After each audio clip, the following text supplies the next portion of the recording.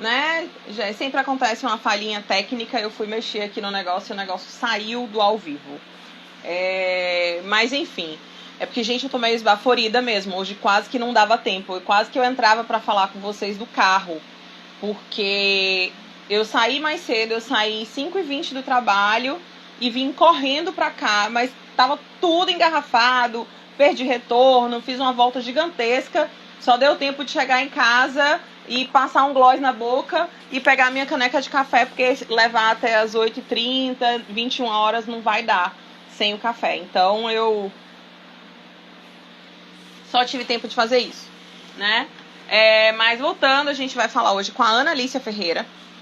Ela é especialista em psicologia organizacional, né? E linguística também. Então, eu vou convidar ela para entrar e a gente vai bater um papinho, tá bom? Deixa eu chamar ela aqui.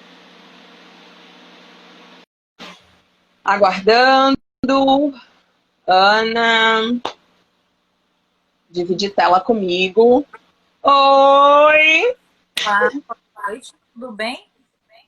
Tudo ótimo. Gente, tem quanto tempo que eu não te vejo? Nossa, acho que a gente se viu ano passado, gata. Passado, exatamente. Foi em novembro. Mas que bom, Novembro. verdade. Assim a gente se vê. Seja bem-vinda ao Papos e Risos, né? Hoje a gente vai bater um papo, vai matar a saudade, a gente vai se ver e tudo mais. É um tema bem bacana para qualquer âmbito profissional, né? Que é a comunicação e linguagem profissionais. E para quem não sabe, eu e a Ana, a gente, na primeira graduação dela e também na minha primeira graduação, a gente estudou junto, a gente foi colega de sala, fez projeto junto e tudo mais. E essa amizade perdurou aí. Cada uma foi levando para um caminho um pouquinho diferente, né? Na parte profissional. Saiu da área da graduação, mas a amizade ficou. E, assim, uma das coisas que eu falei na live sobre atualização profissional é que tudo que a gente estuda, tudo que a gente aprende na nossa vida profissional e acadêmica, a gente leva para a vida, né? É uma coisa que é para a vida. A gente sempre aproveita. Por mais que você mude de área, mude de ramo, a gente sempre aproveita. Né? Então, seja bem-vinda. E agora se apresente, porque se deixar, eu converso demais, né? Muito obrigada. Até... Gente, meu nome é Ana Alicia, eu sou graduada em comunicação, como o Kellen já falou, formanda em letras e sou especialista em psicologia organizacional e do trabalho e em linguística e formação de leitores, né? Esse papo que a gente vai ter hoje vai ser excelente para a gente trocar muitas experiências, conhecimentos e, sobretudo, para falar de duas áreas que eu amo e que estão intrinsecamente ligadas, que é a comunicação e linguagem. Porque a gente não consegue se comunicar sem usar a ferramenta da linguagem, né? Seja ela não verbal ou verbal, né? Na modalidade escrita ou oral. Então, eu acho que é fantástico, principalmente para as pessoas que estão começando nas suas carreiras, que pretendem alavancar de acordo com o seu contato, sabendo utilizar a sua linguagem adequada para o ambiente. Sim. Ana? Oi, é que deu uma travadinha. Eu tô ouvindo. É que deu uma travadinha aqui, eu acho que já foi. Voltou. Perfeito. Eu tô vendo muita gente entrando aí, muitos amigos. Gente, obrigado por estarem prestigiando esse momento, tá? É muito importante pra gente aqui. Nós duas docentes. Verdade. Eu acho que é excelente pra gente também, enquanto docente, de estarmos compartilhando um pouco desse conhecimento com as outras pessoas, né? É uma troca, na verdade. É uma troca, exatamente. Cada um tem a contribuição. Até quem entra aqui com um comentário faz a sua contribuição também. Ó, Vivi entrou! Fernando, Alexandro, Ana Paula Canário, várias pessoas que estão entrando. Ana Paula Reis, que saudade. Mas vamos lá, vamos falar de comunicação, vamos nos comunicar. Fala pra gente, assim, então, qual é a importância da comunicação verbal? Você já falou pra gente que a comunicação, ela não é só verbal, né? A gente tem várias formas de nos comunicar, né? E fala um pouquinho pra gente da importância da comunicação verbal. Na verdade, tanto a comunicação verbal quanto a não verbal são importantes. Porque comunicação, como o nome já diz, é comunicar algo, né? Nós Sim. estamos tornando comum informações, que vem lá do latim comunicare, né? De tornar comum. Então, a importância, principalmente no âmbito profissional, é de que você crie essas relações e consiga estabelecer e fazê-las da melhor forma. No âmbito não verbal, é importante que você saiba se comunicar com o seu corpo, com os gestos, expressões faciais, para que você passe a mensagem correta, porque não é só o que você diz, mas como você diz. Menina, é verdade. E assim, a cara da gente fala. Mesmo quando você fala uma coisa, a nossa expressão fala outra coisa. Eu vi isso, tem até uma colega minha, uma ex-colega minha de trabalho, que é minha amiga, que ela entrou aí agora. E aí ela falou uma vez comigo. Ela, menina, você precisa controlar a sua fisionomia, porque você fala uma coisa, mas a sua cara tá dizendo outra.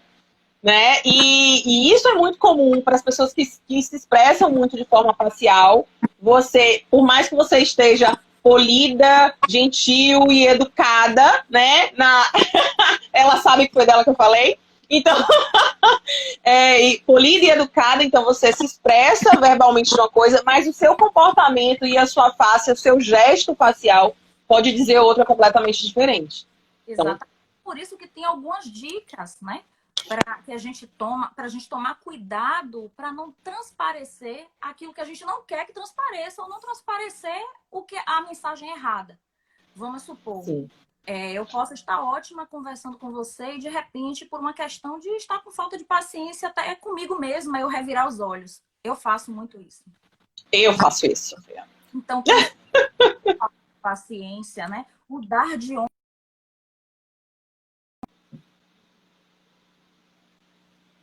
Tem outras questões também, o movimento da boca. Com a boca você pode transparecer que não está gostando de algo. Então, a gente precisa ter muito cuidado com essas nuances, com essa expressão corporal, para não acabar passando a mensagem errada.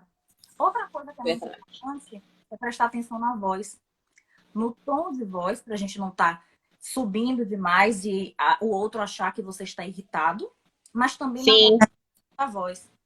Porque se você fala devagar, você enfada. E se você falar rápido, pode parecer que você está querendo se livrar do assunto e da pessoa. Você está querendo adiantar. Eu quero adiantar o lado que eu tenho mais o que fazer. Tipo isso. Exatamente. Né? Mas principalmente no ambiente corporativo, numa reunião, numa palestra que você vai apresentar. Se apresente, fale de você. Diga por que você tem expertise de estar ali, naquele local de fala. Né? Sim. Por exemplo, vocês me conhecem, Analice, amiga, colega de trabalho, mas quem é Analice no ambiente acadêmico e no ambiente profissional? Então, eu preciso dizer que eu posso falar daquele assunto. É muito importante. Sim, você tem que mostrar que você tem autoridade para falar sobre aquilo, que você tem propriedade, né, para falar sobre isso. Exatamente. Então, é preciso demonstrar essa credibilidade, né? Com a fala, com a sua apresentação. Outra coisa que é muito importante é o movimento das mãos. Você está lá numa reunião, numa palestra, e você está lá gesticulando e se autoflagelando, se batendo. Se autoflagelando, adorei a expressão, gente. Eu não me bato não, mas eu mexo muito as mãos, isso é fato. Às vezes a gente pode acabar carregando essa atenção toda para uma área e a gente não percebe. Por isso é importante que você se observe, procure relaxar ao estar numa reunião, numa apresentação e procure manter as mãos, de preferência, na posição da moça do tempo, ó. Uma mão por dentro da outra e coloca aqui perto da barriga. Se for necessário... muito contida, gente. Peraí. Muito contida. Assim. Gente, a live conta? Porque na live eu não fico assim, não. Não. Então tá. Então é muito contida aqui, assim. Exatamente. Eu tô vendo que Vivi tá falando que é muito ruim para entrevista de emprego, né? Por quê? Porque você demonstra um certo desespero se você gesticula demais. Sim. Você gesticula demais, você demonstra... você pode passar impaciência, você pode passar nervosismo, você pode passar intolerância, várias coisas, insatisfação que você está ouvindo, né, no gesto com as mãos. Isso, então procure focar a sua atenção, se perceber, é muito importante, e manter as mãos em uma única posição. É óbvio que você não é um robô, eventualmente você vai precisar gesticular, mas que você não faça disso um ato de desespero, porque isso acaba sendo muito negativo. E algumas vezes cada pessoa tem uma técnica, né? Quando eu tô nervosa, eu sempre pego uma caneta. Isso me ajuda. E eu não pego caneta que nem essa daqui não, que faz esse negocinho, que faz barulho. Porque se você estiver nervoso, você vai ficar assim o tempo todo. E vai irritar a pessoa que tá com você. Eu geralmente pego uma caneta que não faz ruído ou que ela tem bocal. E aí com aquilo ali na mão, eu já consigo me controlar. Geralmente, por exemplo, eu dou aula com o piloto na mão, né? E o piloto é de tampa, então ele não faz ruído. Se eu tô numa reunião na apresentação, eu uso aquele negocinho, o laser point, né? Que você usa para passar. Então, já é uma estratégia minha, né? De ficar com algum objeto na mão, porque isso vai controlar os meus gestos. De preferência que seja um objeto útil na apresentação, como você falou. Se você tem um apontador de slide, um passador de slide, esteja com ele útil e você vai conseguir controlar um pouco sua atenção. Se você precisa fazer a leitura de algo, esteja com esse papel ou com o livro na mão, mas porque ele vai ser útil para você. Então, busque os objetos que tenham alguma utilidade durante a apresentação, para não acabar chamando atenção para isso também. Menina, você falou de papel. Sabe o que eu lembrei? Da apresentação da banca. Que tava com as fichinhas na mão e num dado momento... Gente, não faz isso, tá? Eu fiz isso na minha primeira graduação, mas não faz isso, não. Eu tava com as fichinhas na mão, eu e a Marcele, né, que a gente tava apresentando, e aí num dado momento... a gente tinha que colocar as fichas uma para trás da outra, mas nem todas estavam logo marcadas, então a gente não podia colocar na última, tinha que colocar na penúltima. E aí, na hora do nervosismo, na hora de passar, aí eu meio que já quase me confundindo, a Marcele pegou o negócio e jogou para trás da cortina. E aí, pronto, aí foi nós duas. Eu terminava de falar e jogava a ficha atrás da cortina. Terminava de falar e jogava a ficha atrás da cortina. Ótimo, e não pareceu que vocês estavam tensas, não. Sim. Eu lembro da Não parecia? Nossa Senhora! Parecia que estavam apresentando programa pra Globo, né? Inclusive, tava mais ou menos isso. E aí a gente chegava e tirava, falava, via a ficha lá pra apresentar e pá, atrás da cortina. Quando terminou, as fichas estavam tudo no chão, atrás da cortina, cheio de papel. Mas o bom dessa comunicação verbal, né, de nós estarmos cara a cara, apesar de tantas coisas que a gente tem que se atentar para não passar a mensagem errada, é que quando a gente está falando com o outro, a gente tem a oportunidade de se corrigir no momento. Sim, verdade. Né? Porque nessa comunicação que é síncrona, estamos as duas aqui ao mesmo tempo, se eu cometo algum equívoco, você também, a gente tem a oportunidade de se corrigir na hora.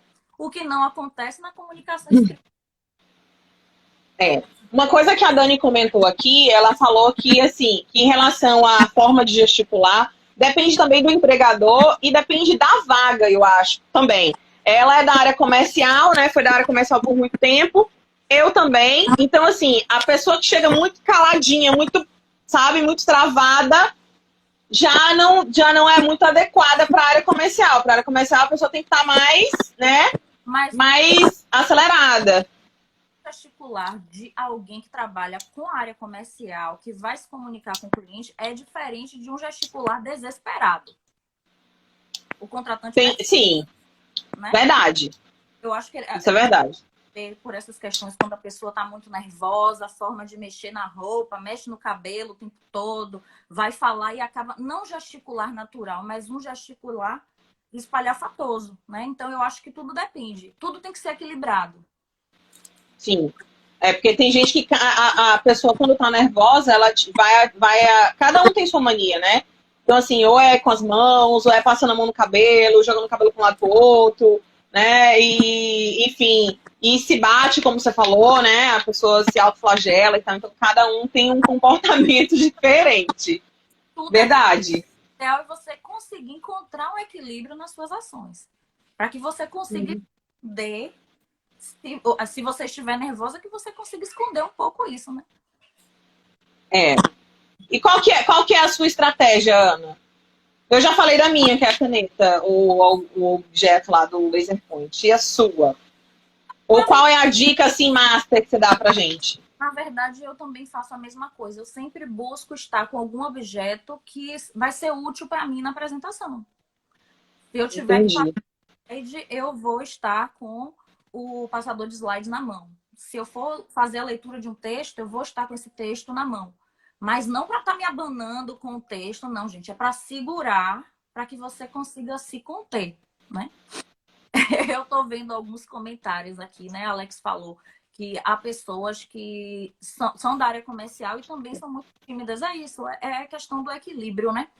E Viviane falando de John Willie. John faz autoflagelação, tá lá se batendo o tempo todo. Mas, Que onda, viu? exatamente. Então, é equilíbrio, gente. É equilíbrio. Não existe receita de bolo, receita pronta. Não existe isso assim. Isso é 100% certo, isso é 100% errado. Nós temos que encontrar o equilíbrio entre as fórmulas para estarmos bem. Tudo que é Sim, certo, enfim. sim. A Paula Reis falou uma coisa interessante. Segurar o objeto funciona como âncora, exatamente. Você vai se ancorar e vai acabar contendo essas emoções para não deixar transparecer tanto essa ansiedade. Fantástica a participação do pessoal, né? Tá, A gente hoje tá todo mundo assim. É, entendo. o Ale falou que cuidado para poder não se focar muito no objeto e acabar se perdendo no raciocínio. Assim, eu não costumo me perder, não. Porque, na verdade, eu não foco no objeto. O que eu faço? É só para poder ocupar a minha mão, para não ficar parecendo uma louca lá no meio do negócio. Então, assim, é só para poder a mão estar concentrada. Enquanto eu estiver segurando alguma coisa, eu não vou estar batendo os braços parecendo uma maluca lá. Então, é uma forma que eu tenho de um pouco mais de controle. Para um profissional. O tempo Oi? todo você não vai estar O tempo passando, todo, vai estar se arrumando. né? Passa o cão do cabelo. Embora eu faça isso um pouco nas lives, sabia? Assim, fazer. Porque a gente se vê, né? É diferente também. A gente tá Exato. se olhando, é diferente. Diferente de você estar num ambiente palestrando ou numa reunião de trabalho, em que você precisa manter, né, uma postura. E aí você encontra o equilíbrio e tudo dá certo. Sim, verdade. E aí, assim, para uma boa apresentação, o que você pode dar dica pra gente? Como a gente deve se comportar? Ou num tom de voz? Isso depende do segmento? Ou numa aula diferente, numa reunião profissional diferente, numa apresentação de um projeto diferente? Dá uma dica pra gente de como seria, assim, a forma certa. Como eu te falei, não existe receita de bolo. Nas aulas, eu procuro envolver os alunos. Então, não vou dizer dramatizar, mas eu vou procurar falar de forma que o aluno consiga sentir, primeiro, o meu prazer em dar aula e que ele foque a atenção em mim e naquilo que eu estou falando. Não atenção em mim no sentido de não, eu vou ficar olhando para o professor, mas meu pensamento está longe. Ele precisa Sim, momento. Mas no momento de uma empresa, de uma palestra, de uma reunião, foram essas coisas que a gente falou, né? Da gente ter o equilíbrio na voz, não falar muito alto, nem falar baixinho, falar de forma que todos escutem, falar nem numa muito acelerado também, né? velocidade mediana, para que as pessoas não achem que você quer adiantar o assunto e sair, e tampouco se enfadem se você estiver falando. Porque tem gente que fala devagarzinho, vai arrastando, e aí vai Ai, dá até sono em quem tá assistindo, gente. da audiência, né? Manter uma postura corporal, o foco no olhar para as pessoas. As pessoas sentem isso. Porque se você fica com o olhar perdido pro nada, fica parecendo que você nem está ali, que você decorou as suas falas e que você não está prestando atenção na sua audiência, né? Sim, Outra dica que eu dou é sobre a simpatia. Procure ser simpático, sorrir, mas na medida certa.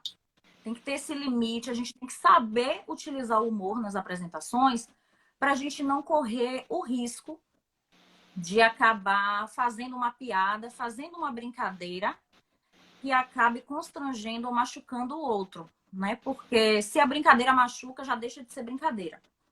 Então, Verdade. a gente tem que tomar cuidado com isso. Por isso é importante conhecer o perfil daquele que está te escutando, do seu interlocutor. Se você vai dar uma palestra, ou se você vai ter uma reunião, procura saber antes quem é a sua audiência, quem é esse interlocutor, para que não aconteça de você fazer algum tipo de comentário que acabe irritando.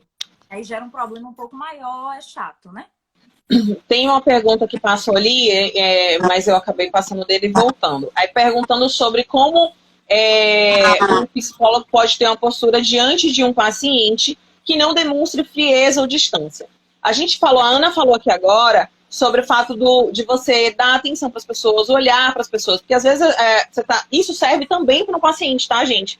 Se você está no consultório, aí o seu paciente está ali no sofá da frente, na poltrona da frente, você está olhando para a paisagem na janela, o paciente vai ter a impressão de que você não está ouvindo. Então, assim, a forma de você sentar, então não sente muito desleixado, relaxado, como se você quisesse se escorar. Então, assim, essa é uma postura que demonstra que você não está tendo muita atenção, que você não está tendo muito cuidado, que você não está ouvindo bem.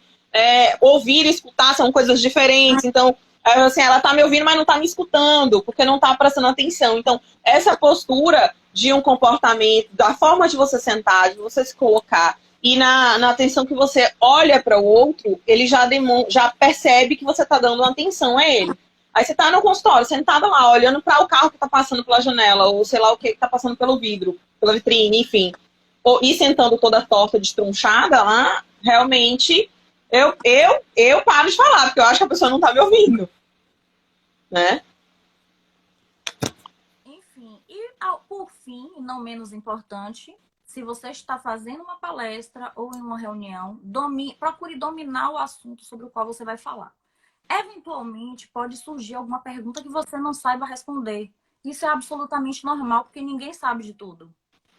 Mas, Sim. assim, tenha o máximo de conhecimento daquele conteúdo que você se propõe a falar. Eu acho que isso é super importante, porque o diálogo fica, inclusive, mais interessante para aqueles que estão ouvindo e para quem está falando. E os dois lados aprendem com essa troca. Claro, porque você ouvindo as pessoas com quem você está falando, você consegue captar algumas coisas também, né? Então, e aí, às vezes, mesmo quando você tem um domínio do que você está falando, mas alguma nuance te passou batido. E aí é uma pergunta ou alguma gestual das pessoas que estão te ouvindo que fazem você recobrar e lembrar sobre aquilo ali para que torne uma apresentação mais concisa e mais completa, né?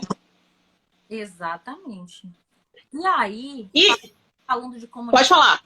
Falando de comunicação na empresa, eu acho que um ponto de muita importância da gente estar falando hoje é da escrita de e-mails e comunicados. Sim. Exatamente. Até porque, como a gente citou lá no início, essa fala de quando nós estamos cara a cara com a pessoa, por ser no momento em que você consegue corrigir ali, ela é menos monitorada. Eu falo alguma coisa, cometo um equívoco e eu já me corrijo. Mas no e-mail, na área empresarial, imagine, você escreve um e-mail para um diretor, para uma outra pessoa de uma filial, para um cliente. Essa fala é mais monitorada, sem dúvida. Até porque a pessoa tem aquele material lá para consulta, se ela quiser. Ela pode ler, reler e triler quantas vezes ela quiser. Você pode até mandar aquele e-mail dizendo retifico tal informação, mas não é sempre que você vai ter essa oportunidade. E o impacto também não é o mesmo, né? Eu acho. Então, para a escrita de e-mails, de comunicados, assim, o primeiro que eu falo, a primeira coisa que eu acho que você tem que fazer é reconhecer os elementos da comunicação. Eu, Analícia, vou mandar uma mensagem, um e-mail, um ofício, seja lá o que for. Para quem? Quem é essa pessoa que vai receber?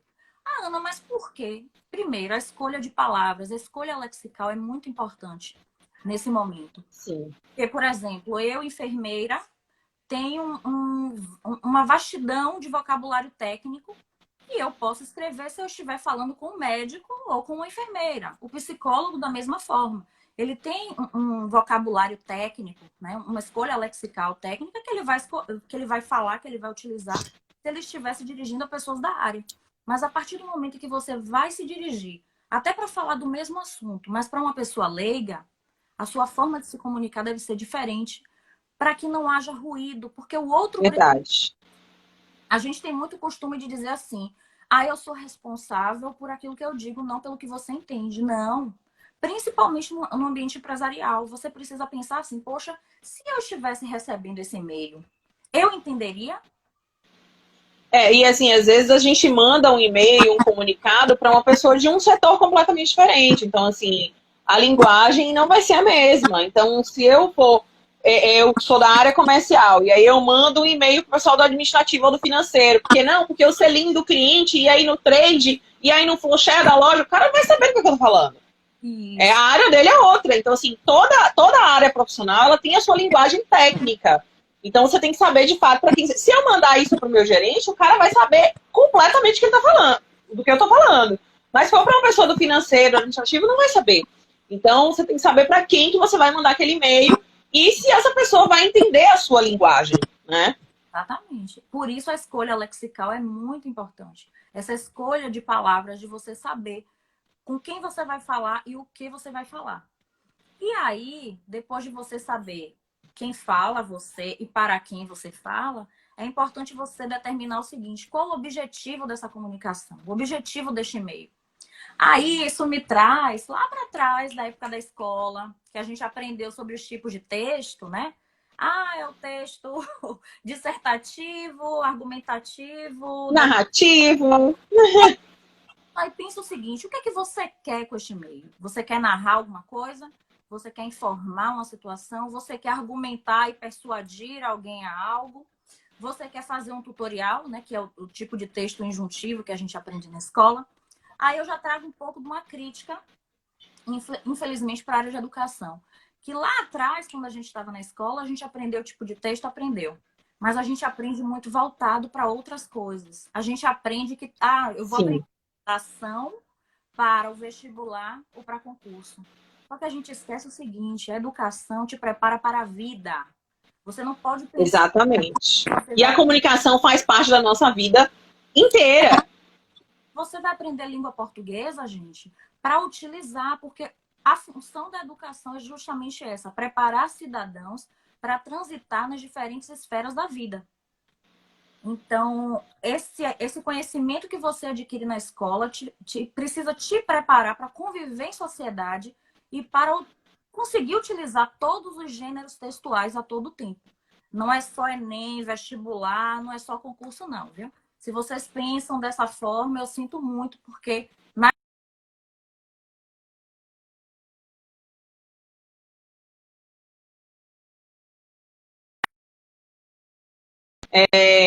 A gente fala gravamos de um várias... pouquinho, Oi? gravamos um... Foi, deu uma travadinha aqui. Voltou. Assim, a comunicação, e até assim, mas eu vou ser enfermeira. Gente, toda empresa que você vai trabalhar, seja autônomo, seja professor, seja o que for, você vai ter que se comunicar com outras pessoas. Então, isso é extremamente importante. Não é só se eu for psicóloga de parte organizacional na empresa, eu vou fazer isso. Então, se eu for enfermeira, se eu for professora, se eu for vendedora, você sempre vai estar se comunicando com alguém. Exatamente. Então, isso é para a vida e para qualquer profissão, para qualquer área. Então, não vamos mais ficar com essa mente de vestibular. Até porque nas escolas, eu não sei como é que é, quer dizer, hoje eu sei como é que é, porque hoje a gente tem a BNCC, que é a Base Nacional Comum Curricular, que ela diz Sim, que os professores precisam ensinar baseados hoje em gêneros textuais, o que eu acho fantástico.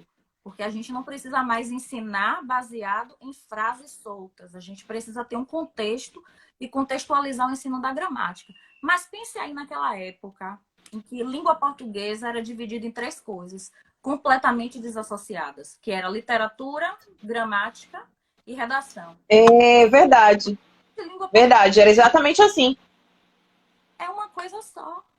E Irandê Antunes, que é uma doutora em linguística que eu acho maravilhosa, ela diz o seguinte, que gramática, na verdade, é a parte da parte.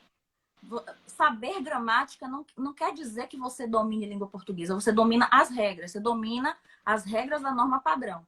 Mas será que você sabe utilizar a sua língua como ela deve ser? Sabe? Sim. existe o quê? Norma padrão, norma culta, norma popular. Tem alguma errada nisso? Não. Você pode... Não, agora cada um tem a sua adequação, né? A gente fala mais de uma forma mais usual aqui num bate-papo, né? Mas assim, se eu for conversar com uma pessoa de forma profissional, eu não vou poder usar. E até na hora da gente escrever, a gente precisa ter um cuidado com os nossos vícios de linguagem. E a internet deixou a gente abreviar tudo na vida, né? Exatamente. Então, por isso a gente precisa ter esse cuidado. O colega está dizendo ali, até hoje eu não aprendi direito. Eu acho que ele está falando de norma padrão, norma culta e norma popular. O que acontece? O que é norma padrão? Essa norma padrão é aquele conjuntinho de regras da gramática normativa, por isso normativa, porque ela é cheia de normas. A norma não padrão ou norma popular é aquela linguagem mais popular que a gente pode utilizar, que normalmente a gente utiliza com a nossa família, com os nossos amigos, no barzinho, na praia, seja lá o que for. E a norma culta é meio como se fosse um equilíbrio entre as duas, né? É uma forma mais prestigiada de falar, é uma forma de prestígio, onde nós falamos, quando estamos nos contextos mais formais. Mas não sim, é mais rebuscada, né? Não é rígido como padrão. Até porque aqui no Brasil, vamos combinar que ninguém fala a norma 100% padrão. Não existe. Não, não tem. Se você parar para pensar assim, a nossa gramática normativa ela foi feita baseada no quê? No português de Portugal. Quem é que fala aqui tu vais? Olha, tu vais. Quem vai? Tu foste. Foste. Não, a gente usa você. Fizeste, né? Você que nem é pronome pessoal, você que é pronome de tratamento. Então, assim, é uma dica que eu dou também. Trouxe até um livro aqui para mostrar para vocês e para indicar, né, sobre preconceito linguístico, que a gente tem o costume muito de falar assim, mas fulano não sabe gramática, como se gramática fosse tudo. Gente, vamos tomar cuidado com isso. Coleguinha errou, não custa nada chamar e ajudar, sem crítica, tá? Ó, sim. Linguístico. Qual que é? Indico para como ele fica meio de trás para frente, Ana, na imagem. Qual que é o nome do livro? Preconceito linguístico. Pronto. De Marcos Banho. A lei está falando, a norma padrão é mais utilizada para escrita também, mas a norma culta eu acho que ainda prevalece, predomina. A gente usa o padrão para corrigir a questão da ortografia. Porém, em muitas construções, nós acabamos colocando a norma culta. Foram, por exemplo, essas coisas que eu falei agora. Você, mesmo num texto escrito, a gente não escreve alguns tipos de construções, sabe? Sim. Então, isso é mais o culto falando e não tanto o padrão. Então, por isso, gente, aí já voltando, né, saindo desse parêntese que eu acabei abrindo para falar da questão da educação, de como é que funcionam as aulas de língua portuguesa, voltando para a questão dos e-mails, a gente precisa prestar atenção. Outra dica que eu dou é prestar atenção no efeito que você quer causar escrevendo este e-mail, né? E aí é que vem essa questão da escolha e outras dicas que a gente vai dando aqui. Por exemplo, se você vai mandar um e-mail no ambiente corporativo, tenha conhecimento prévio sobre o assunto, porque você vai receber uma resposta. E você precisa ter para dialogar e para colocar da forma mais adequada o e-mail que você vai mandar, para não gerar um mal-entendido, um ruído. Outra coisa, seja claro, seja objetivo na sua linguagem. Se você vai falar sobre um assunto, sobre vendas, por exemplo, não adianta você querer explicar de quando foi que começou a atividade comercial no Brasil, porque o outro não vai entender. E possivelmente nem vai ler, né? Pois é, vá direto ao ponto, fale o que você quer falar, sabe? Organize ideias. Antes de escrever um e-mail, gente, organize as ideias, né? A gente tem ideia do que é início, meio e fim. Olha lá a escola de novo, introdução, desenvolvimento, conclusão. É só colocar isso no Exatamente. E assim, gente, quando escrever um e-mail, releia, né? Antes de... Não termina de escrever e manda o negócio. Termina de escrever e releia. Porque aí, quando você relê, você percebe se tem alguma coisa confusa ou desconexa. né? E se a pessoa vai de fato entender. E quando eu falei das abreviações, hoje a gente está tão acostumado com o WhatsApp e você escreve VC, você OBS para observação, a gente abrevia tanto na escrita, né, no celular, que isso eu já recebi vários e-mails com VC no meio corporativo, né? E está tão incorporado, está tão enraizado agora essa tecnologia, mas a gente precisa lembrar que no ambiente corporativo não é lugar para esse internetês, para esse pois VC, é. para gata, B. Cuidado. B, Ave Maria, meu Deus do céu. B é o fim da picada. Não, e-mail não manda beijos, viu, gente? Atenciosamente, escolhe outra coisa para se despedir, para saudar, né? Mas não beijos. Uma coisa que, assim, na verdade ele não entra, isso aí já é uma dica minha, como uma questão de atenção à pessoa que você escreve ou responde. Já não entra muito na questão da gramática ou da escolha lexical e tal. Gente, quando você vai escrever um e-mail para alguém, olha como é que escreve o nome da pessoa. Faz isso, né? Porque, assim, eu já mandei um e-mail para uma pessoa e a pessoa recebe o meu e-mail, onde tem o meu nome no e-mail, onde tem a minha assinatura no final do e-mail, e ela me responde esse e-mail me chamando com outro nome. Kelly. Kelly, Karen. Quando é Kelly, assim, é ruim, né? Escrever Kelly é ruim. É ruim demais. Mas escrever Karen, putz, eu já começo a duvidar se a pessoa leu o meu e-mail, velho. Será que a pessoa leu o que eu escrevi? Não sei se leu. A pessoa conseguiu receber meu e-mail com o meu nome, tem a minha assinatura no final, e a pessoa ainda consegue responder me chamando pelo nome errado? Putz. É de dar muita atenção, é importante, sabe por quê? Porque demonstra o respeito, que você conhece o outro, que você, não sei, de repente tem uma alteridade, empatia. Porque é importante você personalizar o seu atendimento. Seja lá quem for, seja com um colega de trabalho, com um cliente, enfim. Uma colega pedindo para falar da questão de como começar um e-mail, né? Aham. Ela falou algumas coisas aqui, de não chamar de B, minha gata, meu amor. Assim, o manual de redação oficial, ele pede que você... Ele diz que não é necessário você começar um e-mail com bom dia, boa tarde, boa noite. É errado? Não é. Agora, sim, você dá um bom dia não quer dizer que a pessoa vai ler de manhã, ela pode ler de noite. Então, esse bom dia, o ideal é que você fale o quê? Senhor, senhora, fulano de tal, caros, você pode chamar de prezados, né, quando você se dirige a várias pessoas. Então, procure personalizar a forma como você trata o outro. Agora, você pode utilizar essas formas que são mais comuns, de prezados, prezadas. Pode dar bom dia? Pode. Mas... Pode. Agora, se for um e-mail for para mim mesmo, gente, é possível deixar ler o bom dia no dia seguinte, tá? Mais ou menos. Se for para mim, é tipo isso. Se a gente coloca um ponto, coloca uma exclamação ou coloca uma vírgula.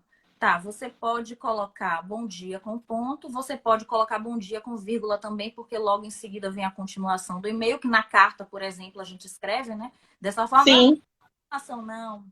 Porque exclamação é bom dia, sabe? Então, isso aí realmente eu já aprendi há um tempo que a gente não coloca exclamação. Tá?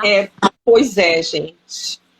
Eu não entendo também, nunca entendi a exclamação, não, mas... A linguística é você, né? Então, mas também nunca entendi. Não cabe.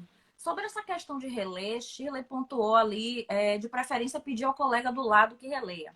Na semana passada, uma pessoa me perguntou assim, Ana, quantas vezes você acha que eu tenho que corrigir meu e-mail antes de mandar? E eu disse assim, olha, não tem uma quantidade de vezes. Agora, uma dica que eu dou. Você lê o seu e-mail, releu, aí você já consegue corrigir algumas coisas, fazer algumas coisas. Se possível, pare, vá fazer outras coisas, salve esse e-mail no rastro. Porque seu olhar pode estar viciado e você não vai conseguir fazer outros reparos necessários. Você talvez não veja alguma coisa que você tem errado, porque você que escreveu esse e-mail. Verdade. Verdade. O seu olhar continua do mesmo jeito. Se você vira e faz outra coisa, você limpou a sua memória, de certa forma, e quando você volta, você tem um novo olhar.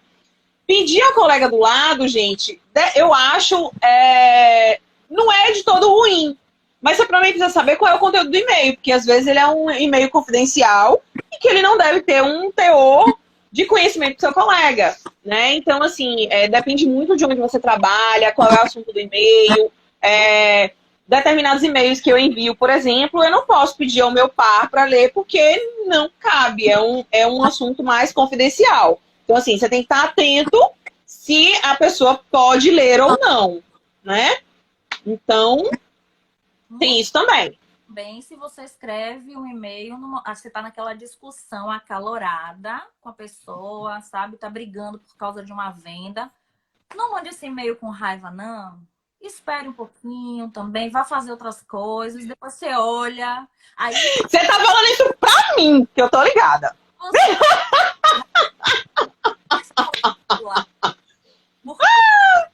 Uma situação dessa, sabe por quê? Porque às vezes a outra pessoa diz, poxa, você estava com raiva quando você escreveu, porque o outro percebe isso. Sabe? Às vezes, filha, se eu tiver no calor de um negócio, de uma briga com distribuição, por exemplo, para fazer a entrega da minha venda, num fechamento de mês, eu não posso escrever um e-mail, porque se eu abrir o e-mail, quando o cara abrir lá, ele recebe um soco no queixo. Não posso. Eu tenho que tomar um café, beber uma água e voltar para mandar o e-mail. Se eu mandar, ele vai receber a voadora assim que o e-mail abrir. Então, precisa pensar um pouquinho mais, descansa, vai fazer outras coisas, que isso vai do vício do olhar para que você encontre, né, essas correções necessárias e também para você se acalmar. Sim. Afinal de contas, é uma relação profissional, né, gente? Então, vamos manter o bom senso aí na linha do negócio. E falando da questão de textualidade, né, dos elementos textuais que fazem com que o nosso e-mail, nossa comunicação interna fique mais rica, tem dois elementos que são de extrema importância, que é coesão e coerência. A coesão é aquele elemento que faz com que o seu texto seja unificado, que ele passe uma ideia completa, em que haja um encadeamento semântico, ou seja, um encadeamento.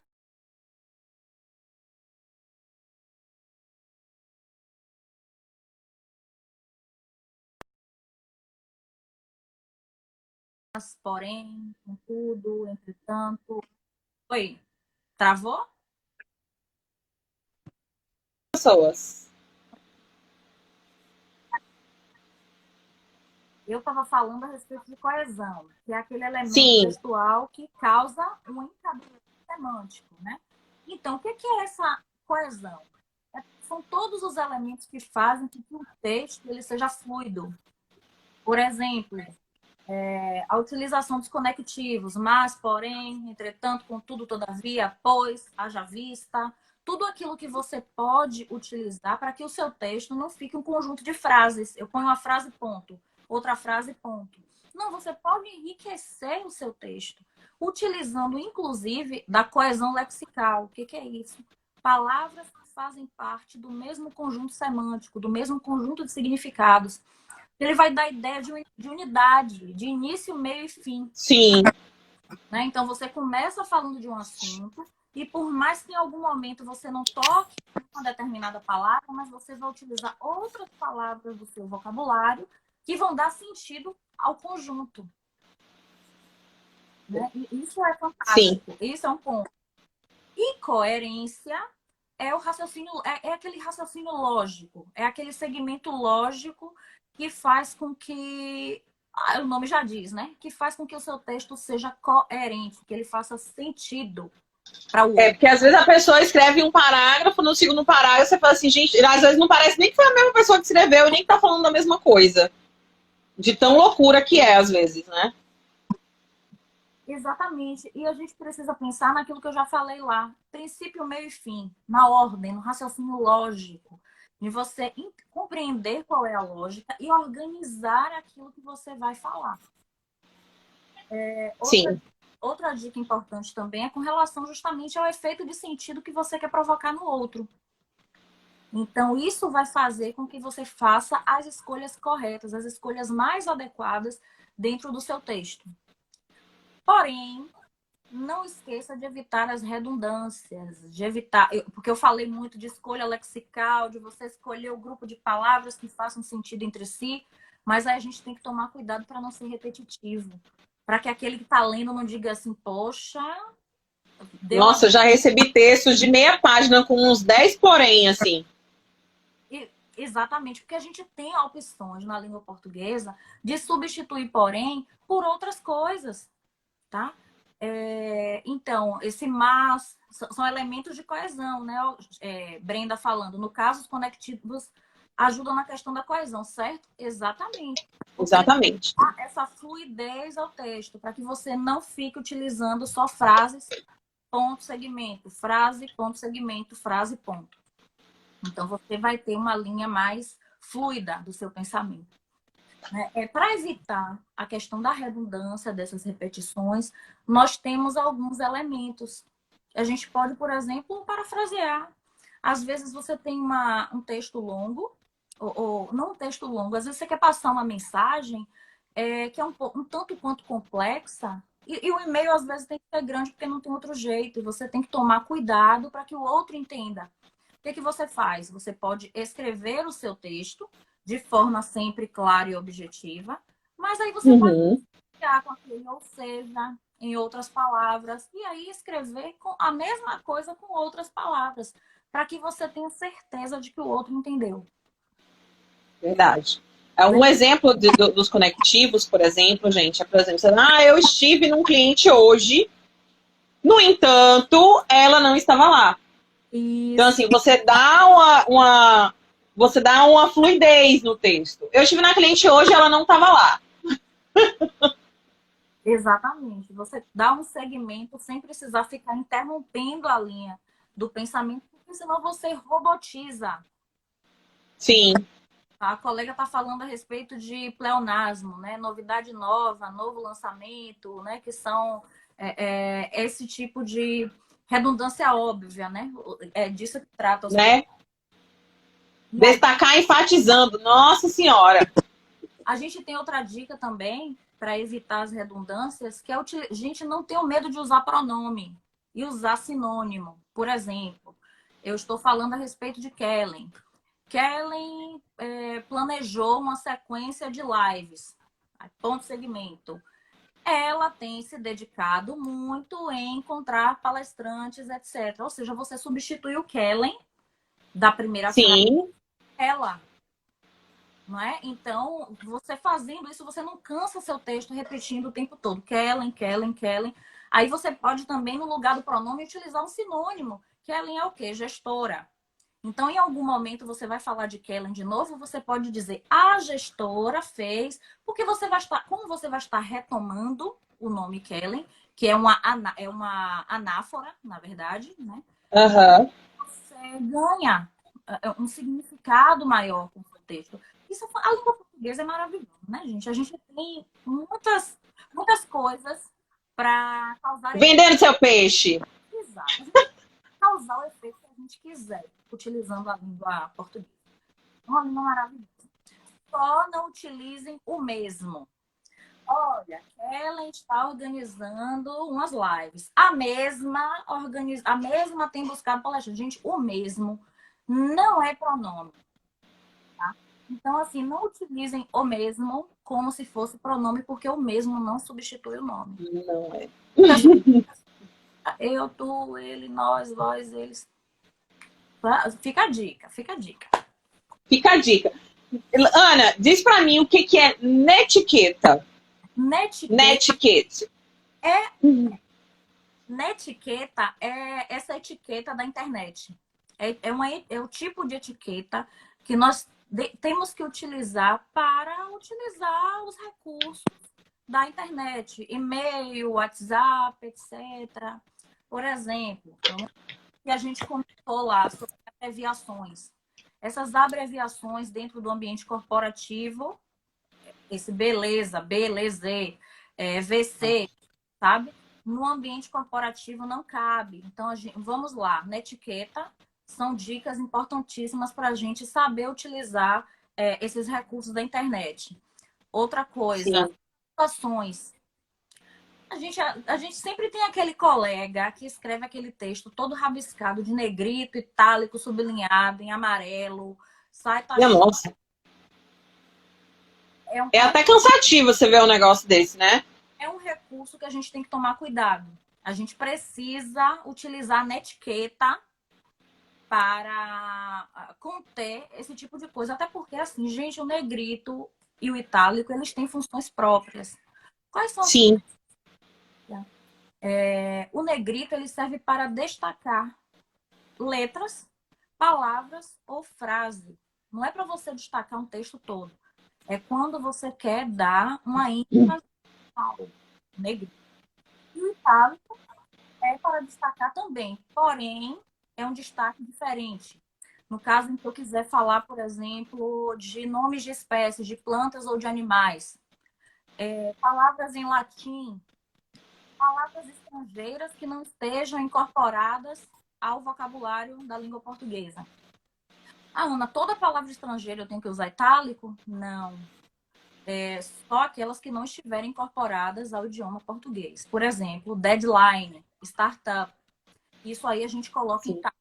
Mas outras palavras do tipo layout, diz mais uma Tem palavra. coisas que já estão tão incorporadas no nosso português, no nosso dia a dia, né? Que às vezes você procura um significado, uma tradução nem existe, né? Exatamente. Então, para essas aí, se a palavra é estrangeira, mas ela foi incorporada à língua portuguesa, não usa o itálico. Mas se ela for incorporada, se ela não for incorporada ao idioma português, aí você utiliza.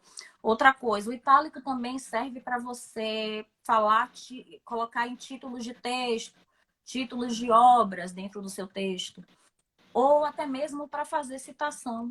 Se você quer colocar Sim. fato de alguém que não esteja entre aspas, você não precisa utilizar aspas e itálico juntos, tá, gente? Uma coisa ou outra. Aí você pode utilizar o itálico. Então, Tem gente que coloca aspas, itálico, sublinha e ainda preenche de amarelo. da bota travessão.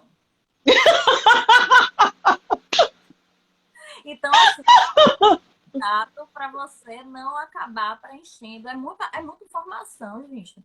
Sabe? Então, E o sublinhado serve para quê? Para nada. Na verdade, se você for procurar por pessoas que estudam muito essa questão da internet, da linguagem de internet, elas geralmente orientam que você utilize ou itálico ou negrito nas condições corretas. Mas o sublinhado tem uma função adequada.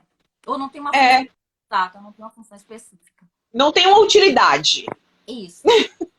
A verdade é essa. Outra coisa de na etiqueta também, gente, é a questão de quem você vai copiar no seu e-mail. Copie apenas as pessoas interessadas, que se interessam por aquele assunto. E na resposta, sabe, às vezes você recebe um comunicado de alguém, você não precisa responder ciente para todo mundo que está copiado, não. Você responde ciente só para Só quem... pra pessoa que mandou, viu, gente? Exatamente. Não precisa que todo mundo saiba que você está ciente, não. Basta a pessoa que mandou, que é quem interessa. Pois é. Isso é extremamente importante. Eu acho que isso tinha que ser assim. Eu acho que isso, quando a pessoa entra na empresa, a pessoa já tinha que falar, sabe? Porque se eu for. Na verdade, né? Eu acho que tinha que estar no código de conduta da empresa. Isso aí. Não, eu acho. E outra coisa, da etiqueta ainda, não grite. Como é que grita no e-mail, gente? Colocando tudo Caixa alta. Então, se você quer destacar alguma coisa com caixa alta, que seja só uma letra ou uma palavra. Não precisa você destacar um trecho todo, não, porque fica parecendo que você está com raiva, que você está chateado e que você está gritando com o outro, né? Então, a gente evita a utilização da caixa alta. Por fim, não menos importante, na escrita de e-mail, é a correção ortográfica e gramatical, como a gente já falou. Não faça disso uma arma de guerra para você humilhar o outro, para você dizer, olha que burro.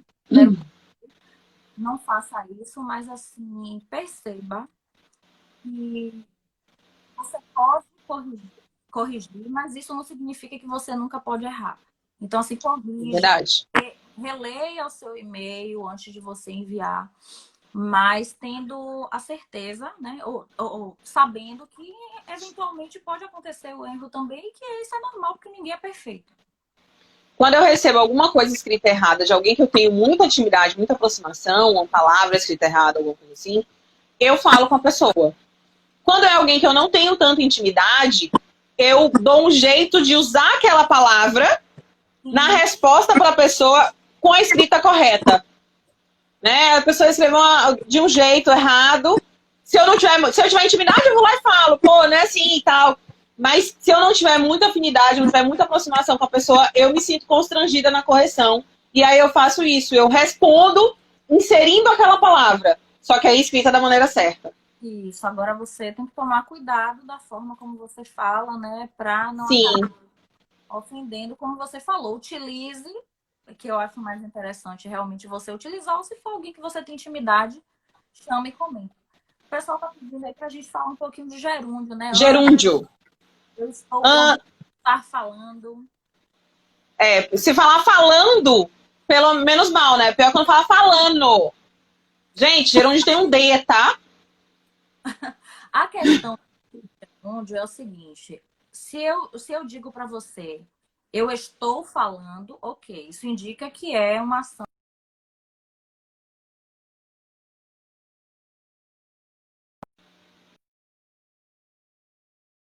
E que você diz assim, eu vou estar falando com fulano de tal. Primeiro, parece que é mentira, né? E segundo, que parece que é uma ação que não vai acabar nunca. Sim, eu vou estar falando. Sim, gente, mas vai falar quando? Eu vou estar falando, né?